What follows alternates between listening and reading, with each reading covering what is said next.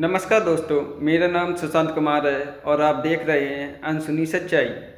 आज मैं उस सवाल का जवाब देने आया हूँ जो अक्सर पूछा जाता है और कई बार सच्चाई को छुपाने के लिए पूछा जाता है।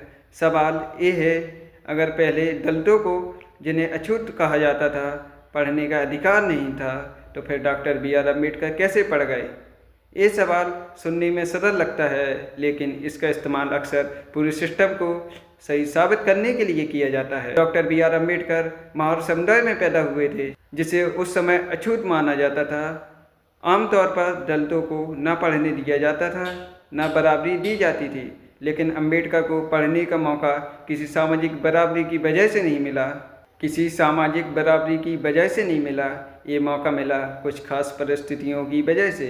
उनके पिता रामजी मलोजी सकपाल ब्रिटिश आर्मी में थे। आर्मी कोई आदर्श व्यवस्था नहीं थी, लेकिन वहाँ जाति से ज़्यादा अनुशासन और शिक्षा को महत्व दिया जाता था।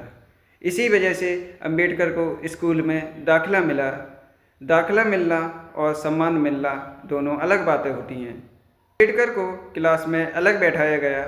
अम्बेडकर जी को क्लास में अलग बैठाया गया, पानी खुद से पीने नहीं दिया गया और हर दिन अपमान सहना पड़ा। यानी उन्होंने पढ़ाई सुविधा में नहीं, संघर्ष में की। अम्बेडकर जी को पढ़ने का मौका मिला था, लेकिन बाकी समाज को मौका देने की नीयत कभी नहीं थी।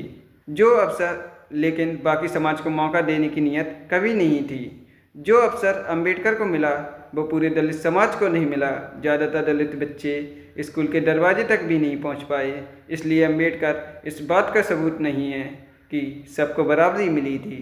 अम्बेडकर अपवाद थे और अपवाद कभी भी न्याय का सबूत नहीं होता। जब कोई कहता है अम्बेडकर तो पढ़ गए, फिर समस्या क्या थी? तो सवाल ये होना चाहिए, बाकी करोड़ों लोग पढ़ ही क्यों नहीं पाए? इतिहास में सवाल ये नहीं है कि अम्बेडकर कैसे पढ़ गए, सवाल ये है कि करोड़ों लोग क्यों नहीं पढ़ पाए।